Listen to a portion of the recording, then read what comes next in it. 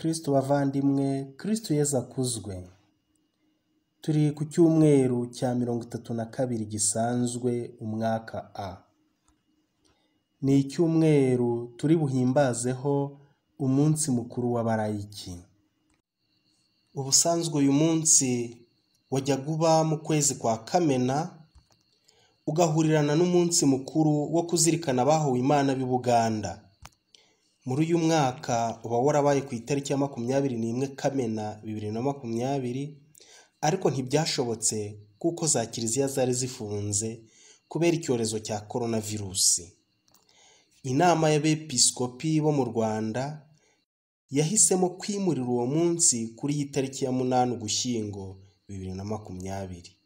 Insanganyamatsiko y'uyu munsi iragira iti: nimuhumure ninjye mwigira ubwoba. Tubisanga mu Ivanjiri ya Matayo umutwe wa 14 umurongo wa 27. Iyi nsanganyamatsiko ikaba igendanye n'ibi bihe turimo byaranzwe n'icyorezo cya COVID-19. Koko rero iki cyorezo kibasiye isi yose cyateye ubwoba abantu benshi, gihungabanya n'ukwemera kw'abatari bake.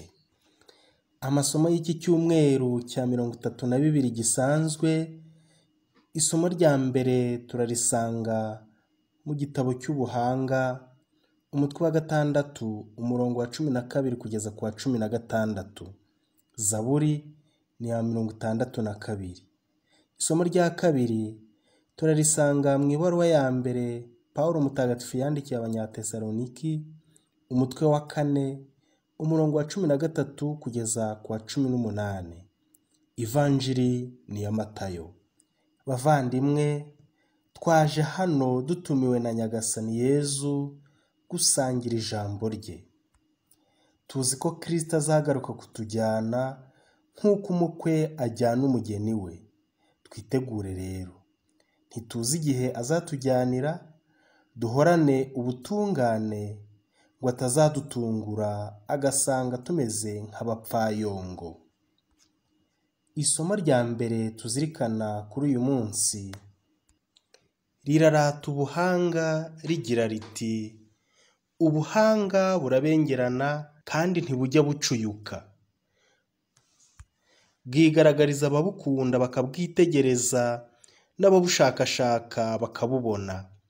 Bwihishurira ababwifuza, bugafata iya mbere mu kubiyereka. Uzindutse abugana ntananirwa, abusanga bwicaye imbere y'umuryango. Kubuzirikana byungura ubushobozi, n'uraye ijoro abushaka ntaba cyongeye guhagarika umutima, kuko aribwo bukwira hose bwishakira ababukwiriye, bukabakirana urugwiro aho babusanze mu mayira, kandi bugasabana nabo mu bitekerezo byabo. Nguko rero uko isomo rya mbere rirata ubuhanga. Ubundi mu busanzwe kugira ngo ube umuhanga bisaba imbaraga nyinshi. Ibyo kubigeraho rero ntibyoroshye. Utakaza igihe kinini wiga, ukarara amajoro, ukigomwa byinshi kugira ngo uzagere kuri ubwo buhanga. Ubwo buhanga rero uwabugezeho aba yiteguye gutungwa nabwo, akabona akazi keza kamuhemba amafaranga menshi, mbese akagubwa neza hano kuri iyi si, agatunganirwa. Ikibazo ni uko usanga ubwo buhanga hari ababukoresha nabi, aho kubaka bakabukoresha basenya kandi bakandamiza abaciye bugufi. Ubwo buhanga rero si bw'isomo rya mbere ritubwira kuri iki cyumweru. Ryo riratubwira ubuhanga bw'Imana bushyikirwa n'ababuharanira. Ubwo buhanga bw'Imana ni Kristo. Tugira ubwenge bwo kumushaka buri gihe na buri cyumweru mu nyigisho, mu makoraniro no mu Ukarisitiya. Naho isomo rya kabiri riradusaba guhumurizanya rigira riti: bavandimwe, Ntabwo dushaka ko muguma mu bujiji ku byerekeye abapfuye, kugira ngo mudaheranwa n'ishavu nk'abandi batagira icyo bizera. Nk'uko twemera ko Yezu yapfuye kandi yazutse, ni nako abapfuye bamwizera Imana izabazura maze ikabashyira hamwe nawe. Dore icyo tubabwira giturutse ku ijambo rya Nyagasani. Twebwe abazima, abazaba bakiriho ku munsi w'amaza ya Nyagasani, ntabwo tuzabanziriza na gato abapfuye. Koko rero, ku kimenyetso gitanzwe n'umumarayika mukuru mu ijwi riranguruye no ku mworomo w'impanda y'Imana, Nyagasani ubwo azamanuka mu ijuru. Nuko abapfuye bizera Kristo babanze bazuke, hanyuma twebwe abazima, abazaba basigaye, duhite twererezwa hamwe nabo mu bicu, kugira ngo dusanganire Nyagasani mu kirere, bityo tuzabane na Nyagasani iteka ryose. Murage rero muhumurizanya muri bene ayo magambo. Bakristo bavandimwe, Pawulo intumwa arahumuriza abakristo batinya urupfu. Ati amaherezo yacu ni ayo kubaho muri Kristo. Mu buzima busanzwe dutinya urupfu, ariko burya niyo nzira tuzanyuramo. Uko bwira n'uko bucya tugenda turusanga. Ruraturembuza umunsi ku wundi, rudutegeye amaboko, kandi ntawe ushobora kurukwepa. Umunsi wawe nugera uzaruhobera rugutware. Ngibyo rero ibidutera ubwoba. Ariko nk'umukristo twagombye kurenga iyo myumvire, tukumva ko rutadufiteho ijambo rya nyuma, kuko twemera ko Yezu Kristo wapfuye akazukira kudukiza azatuzura. Tugire ubwenge bwo kubyemera no kubyizera. Ivanjiri y'uyu munsi iraturarikira guhora twiteguye. Iraducira umugani w'abakobwa 10, harimo 5 b'abanyamutima na 5 b'ibipfayongo. Mu gutegereza umukwe, aba bakobwa 5 b'abapfayongo ntacyo bigeze bakora kugira ngo bitegure, mu gihe 5 b'abanyamutima batangiye kumwitegura hakiri kare. Muri uyu mugani, umukwe ashushanya Nyagasani Yezu ubwo azaba aje mu ihindukira rye. Naho abakobwa 10 bagashushanya ukuntu ibyiciro bitandukanye by'abakristu bitegereje ihindukira rye. Reka turebere hamwe uko ubukwe bw'Abayahudi bwari buteye. Ibirori byose by'ubukwe byaberaga mu rugo iwabo w'umugeni guhera mu gitondo. Byaratindaga cyane bikageza nimugoroba. Iyo bwabaga bwije, umugeni yahagurukanaga n'abakobwa bamutahiye ubukwe, bose bakajya mu rugo rw'umuhungu batwaye amatara y'ibirori biza kuhabera nijoro. Iyo bageragayo ntibinjiraga, ahubwo basigaraga ku irembo bategereje umukwe wasigaye kwa sebukwe. Ushobora kwibaza uti yasigazwagayo n'iki? Yasigaraga avugana na sebukwe iby'inkwano n'amazimano ya nyirabukwe. Akenshi baratindaga, amagambo akaba maremare, ndetse bagombaga no kujya impaka ndende.